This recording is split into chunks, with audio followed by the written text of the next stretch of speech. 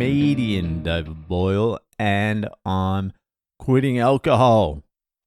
So Patreon has absolutely fucked me this month. For some reason, there's a glitch in their fucking system and they're cancelling memberships just fucking left, right, and center. There's people getting declined when they've got fucking money in their account. I've had messages flying in, screenshots, what's going on? This is on top of the standard decliners as well. So fucking, it's been a rough one. There's 89 decliners in the decliners fucking group at the moment. That's starting to hurt. that is causing some fucking pain. I think I'm going to have to diversify Boyle comedy. I'm going to have to add some fucking strings to the bow. I'm going to have to fucking do a YouTube thing. I've been thinking long and hard about things lately. I was like, I'm going to fucking start filming this podcast, put it up, but I've decided I'm not going to tinker with this podcast at all. I'm just keeping this how it was. I designed it so I could do it every day, wherever the fuck I was. No setup, no stress, just fucking bang out a fucking goddamn potty a day, and that's it. If I start thinking I have to fucking film this shit and pop like fucking TikTok cunts, it's just going to become too much of a fucking burden for me. I'll start getting depressed, then I'll turn to Buddhism again. I'll read 6 pages, then I'll fucking feel better, and the cycle will continue again for the 9 millionth time. This podcast isn't going to change at all. I'm not filming it. I'm not fucking making it better. I'm not trying any fucking harder than I'm trying now. It is what it is. It's just a fucking clock. It just ticks. It's like a Rolex, or fucking a shittier watch than that. The one under Rolex, or a few under Rolex. It's a Seiko. It's shit, but it's reliable. All right? But if I want to remain unemployed, I'm going to have to fucking start adding some things, I think. And it's going to have to be some sort of fucking filmed YouTube podcast type thing. I think it's just going to be a spin-off of this. I've always thought the Fucked Up Friday thing, where I get a comedian in, we tell stories, I've always thought that would work. It would be a success. But I don't really want to be fucking, I don't know, talking crazy drinking experiences. I'll leave that to fucking, I don't know, Frenchie or some shit. What I want to be doing is I want to be like interviewing the people who have sort of inspired me and got me through the last 4.5 years. And that's like a mishmash of a fucking heaps of different people. Comedians, scientists, fucking economists, shit like that. I would like to have like hour in-depth conversations with people that really interest me. Is that wild? Still make it I'm quitting alcohol, but it's more like the inspiration side of it, I suppose, than the comedy side. Like, follow my interests. It sounds fucking lame, but I feel like it's the only thing I will be able to do with some energy and excitement.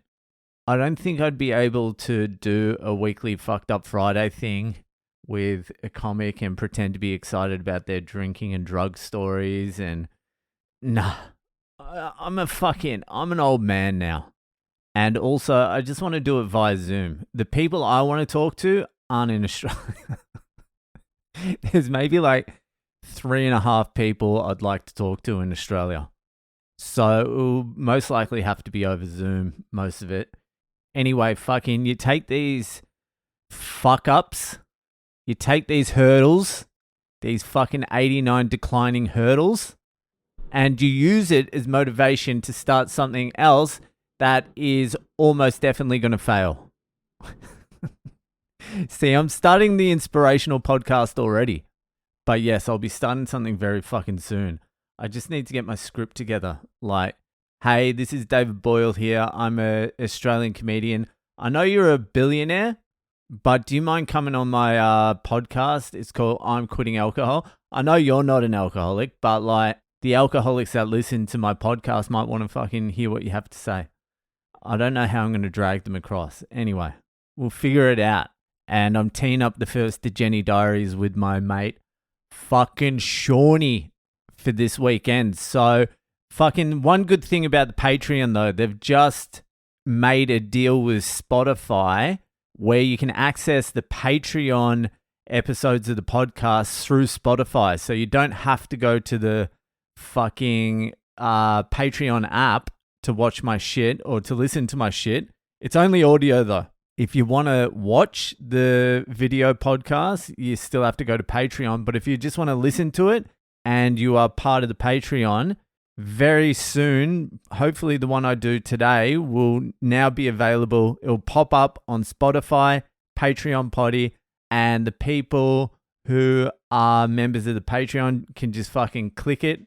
I think you have to link it, but fucking just click it and it'll probably fucking lead you back to the Patreon page. Then I don't know how it works, to be honest with you. I'm just riffing.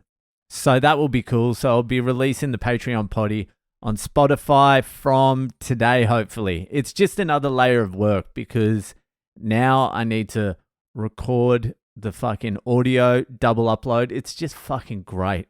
Just give me more shit to do. Anyway, it's fucking Monday. I can't complain. I just had fucking lunch with my mate, comedian Sam Kisajukian. That was fun. And now I'm back here. So things aren't as bad as I'm making out to be. But yeah, it's Monday, and you know what that means. It's Ask Boyle time. So if you have a question you would like answered by one of the greatest minds of the generation, philosopher, comedian, craney, Le Boyle, then head to my website. There's a section there for Ask Boyle. Put in your details, ask your question. I'll get to it straight away. Also, please, for the love of God, while you're at my website, sign up for the Patreon. Sign up for the fucking Patreon, for fuck's sake. It's also worth it now. So fucking get there, sign up. Whatever, let's move on to this week's Ask Boyle. So this week's Ask Boyle was sent in by my man fucking Buns out there in, well, it doesn't say, but I'm going to say the USA. So here's Buns' question. I'm on a bit of Monday repentance at the moment. Behavior wasn't even too bad, but I can tell you my old lady is sick of my my antics. I'm 33, couple of kids, own a business. She's not wrong. I need to cut the shit. I heard you say your wife swayed you to end your 14-month sober run. How soon after did she realize she royally fucked up? Did you almost put the genie back in the bottle, or was it a gong show from day one? Well, hot cross bun, you have come to the right place. Oh my God. Fucking the thing with my wife and convincing me to drink after that stint, that 14-month stint. So we had our first 14 months together. I was completely sober. I think it was 15 months. And let's just say I didn't fully fill her in on all the details as to why I was quitting alcohol for 15 months. I told her that I was quitting for my nana, which was partial truth. I quit on my nana's birthday. Well, you know, like we were talking 2 weeks before I actually met her. We were texting each other. And I'm like, I don't want to meet you until I quit drinking. I'm quitting drinking on my nana's birthday. And she sort of assumed it was for my nana. So I was like, yeah, it's for my nana. I didn't really go into great detail about the fact that I was on the verge of complete mental and physical disintegration. You know what I mean? I left that little bit out and just let the nana thing roll. And she wouldn't have understood anyway. She wouldn't have understood the depth of the drinking problem, even if I did explain it to her, which I 100% wasn't going to. So everything was great that first 15 months. And she loved going out, super social. She had a million friends. She was at uni. She was an international student. So she was going out like 5 nights a week, just having fun, beers, smoking, whatever. and I was going out with her as well, sober. And eventually she just wanted to have a drink with me, have some actual fun with me, because I'm not super duper fun when I'm sober. And so I started up the drinking again, and it wasn't like immediate that I was a fucking monster again. It took about 2 weeks. I went to Bali a couple of weeks after I started drinking again. So those first 2 weeks before I went to Bali, I was keeping things like together. And then my first night in Bali, I got fucking absolutely fucked. I was at my mate Cal's place. He had all his friends around. I was drinking this drink called Tua. It's like some local drink, but it's like a real local drink. It's not Iraq, which is like coconut fucking alcohol. This is like the spirits. You've got to respect the drink. I was just shotting it, drinking beer, smoking darts. And then I was wasted. And Cal's mate walks in with some young white kid. And this dude was white and he was an older dude. And I just pegged him as a pedophile for no particular reason. And so I started calling him a pedophile, and everyone's trying to calm me down. And then I just punched him in the face. This is like 2 weeks back. and then I ended up fucking passing out on this little fucking ground fucking dog mat. And then I woke up in the morning. It was still dark though, completely covered in spew. And I was so fucking hungover, I just went back to sleep. I'm like, I'm just going to have to fucking sleep in my own spew because I can't move. And I went back to sleep in my own spew. That's where I was 2 weeks in.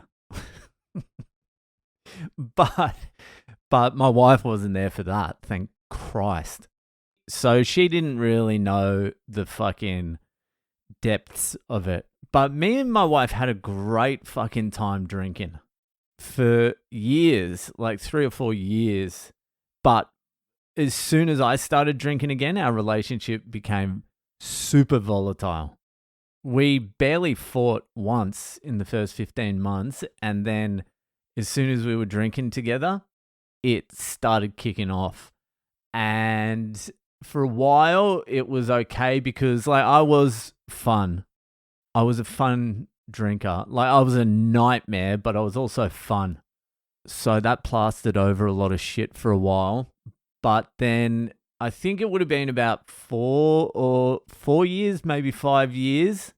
It had all worn quite thin with my wife. And I think then she fully realized what she was dealing with. And she never ever was like, I'll leave you if you don't quit alcohol or anything like that. But it was definitely a fucking problem.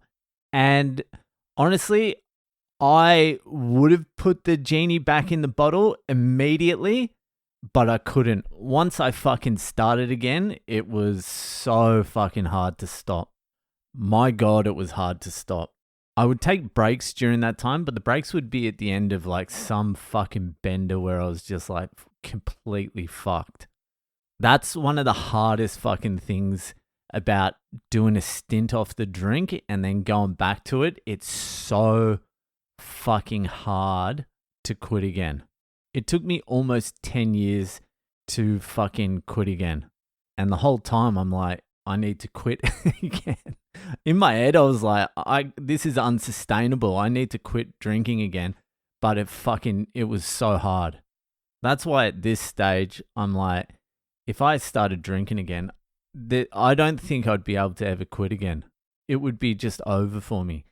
And if I started drinking again, it's just one of those things where you just make up for lost time. And the outlook is not sunny if I start drinking again. Anyway, fucking hot buns. I hope that helped. Thanks for sending in your question. If you're enjoying the podcast, give it a share around, and I'll see you the fuck later.